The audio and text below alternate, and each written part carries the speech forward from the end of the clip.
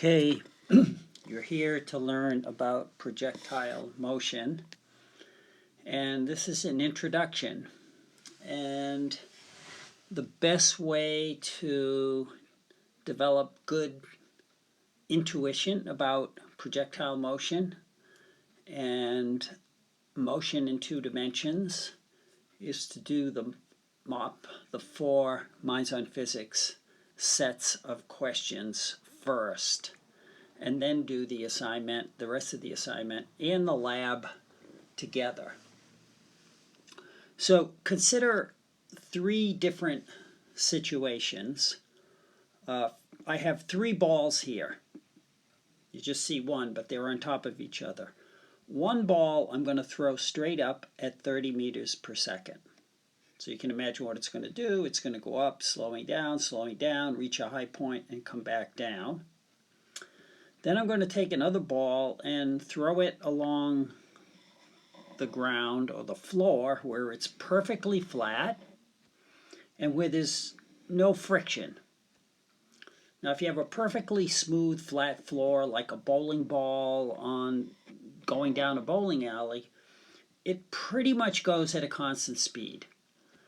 As long as the friction is negligible, it will move at a constant speed and have no acceleration and no force on it. And we're going to roll that ball at 10 meters per second. Then the third ball, we're going to throw at an angle of 71.6 degrees at 31.6 meters per second. Why that angle and that speed? Because if you find the components of this using ax equals a cosine theta and ay equals a sine theta, you'll see that a ball thrown at 31.6 meters per second at 71.6 degrees has a y component of 30 and an x component of 10. So the third ball combines the motion of these two balls. Okay, now for practice, pause the video. This is a motion diagram showing the ball every second. You see it's evenly spaced because the velocity is constant and the acceleration is 0. This one, as it goes up, it's subject to a force which is down, gravity, and an acceleration which is down. And when an object is in free fall, that's another important term, I should write it down, free fall, it's considered a projectile. And free fall means that the only force acting on it is the force of gravity, and the acceleration that it experiences will be a negative 9.8 meters per second squared. That's approximately 10 meters per second squared. So in many of the Minds on Physics problems and in this lecture, I'm going to use this because it keeps the calculations simple. In the Minds on Physics exercises, you will be prompted to use this sometimes and to use this sometimes. But whenever doing problems with a calculator, like the assignment problems, we'll always use this number. And this number is so common, the 9.8, that we call it little g. So g is a way of writing 9.8, but since the acceleration's negative, we have to put a negative g. G is just a short way of writing this number, or in a rounded sense, 10 meters per second per second. So once again, a projectile is an object in free fall. An object in free fall has no force and no acceleration in the x direction, and only one force and one acceleration in the y direction. So this means no air resistance. A feather is not a projectile. A beach ball is not a projectile. Anything where air resistance is not negligible, we won't consider it a projectile. So pause the video and fill out the position and velocity of this ball at every position, and fill out the position and velocity of this ball at every different position, and then come back. Okay. Okay, it's a little crowded, but let's do this ball first. It's going at a steady speed. So after 1 second, it's going to be 10 meters, 20 meters, 30, 40, 50, 60. In 6 seconds, it's going to go 60 meters. And the velocity, I didn't write it down, is 10 meters per second at every instant of time. It has a constant velocity. It's not changing. The 30 meters per second, however, because it's changing by 10 meters per second, negative 10 meters per second every second, after 1 second, it will have a speed of 20 meters per second. After 2 seconds, subtracting 10, it will have a velocity of 10 meters per second. And after 3 seconds, it'll be 0. That will be when it reached the peak. And then it will come back down identically. After the 4th second, it will be negative 10 meters per second. After another second, 5 seconds, you'll subtract 10 and you'll have a negative 20 meters per second. And at the end, it will arrive back from where we threw it 6 seconds later, going down at 30 meters per second. Now, the combination of these two, we throw it this way. Just like displacement vectors, we have to get the components and look at the motion separately because it's a combination of two motions. So this ball, after 1 second, because of its x component, will be at the same position as the horizontal ball and the same position as the vertical ball. So it will have gone, whoops, let me go back a second. I didn't give you the positions. So I'll come back and explain how I got this. But this ball goes from 30 to 20. It's up 25 meters. After 2 seconds, it's at 40 meters. And when it reaches its peak, it's at 45 meters.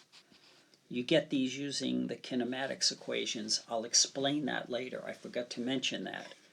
So anyway, back to the third ball.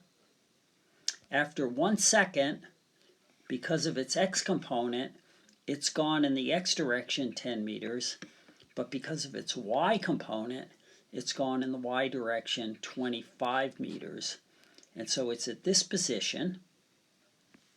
And when it gets there, the x component of its velocity remains at 10, but the y component has shrunk from 30 to 20, and so it has a different magnitude. You know how to calculate that, I won't bother, and a different direction. After 2 seconds, this third ball will have gone downfield 20 meters, just like the horizontal one. It will have risen to 40 meters, just like the vertical one, combining the two motions. It will still have a velocity of 10 meters per second in the horizontal direction, and now its vertical velocity will be 10 meters per second in the vertical direction, and its magnitude and direction of its velocity will be a combination. Do you see what's happening? After 3 seconds, it's going to be 30 meters downfield. Whoops. 30 meters downfield, 45 meters up. Its horizontal component remains 10. Its vertical component is now 0. After 40 seconds, it's still going 40 meters downfield. Still, because this part doesn't change, notice it's independent. Now this part's a negative 10.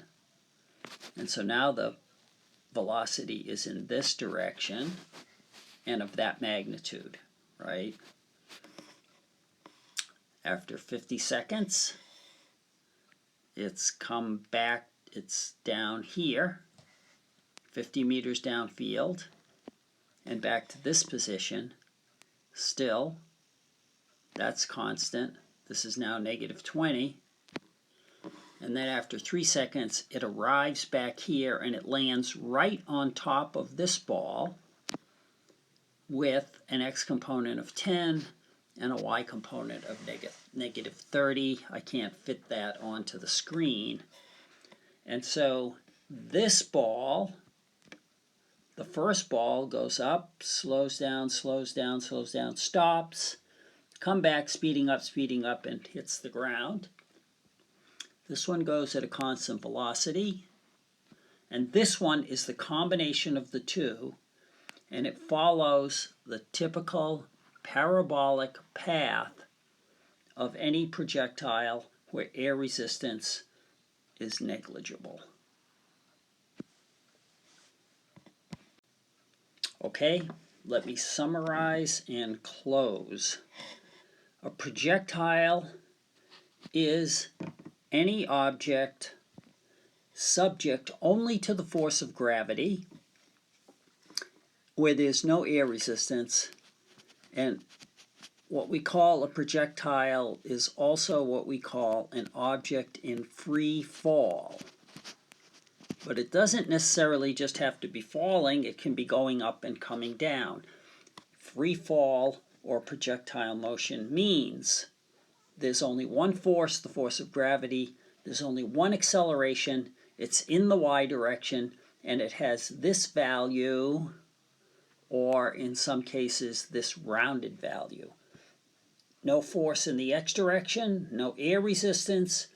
Its velocity in the x direction will be independent of its velocity in the y direction and stay constant at 10, at whatever it is. The acceleration will be 0. And an object thrown with an x and a y component, where the x component and the y component isn't 0, will follow a parabolic path like that. Okay, do the Minds on Physics, and then maybe then a good idea to come back and watch this video and see if it doesn't make a lot more sense at that point.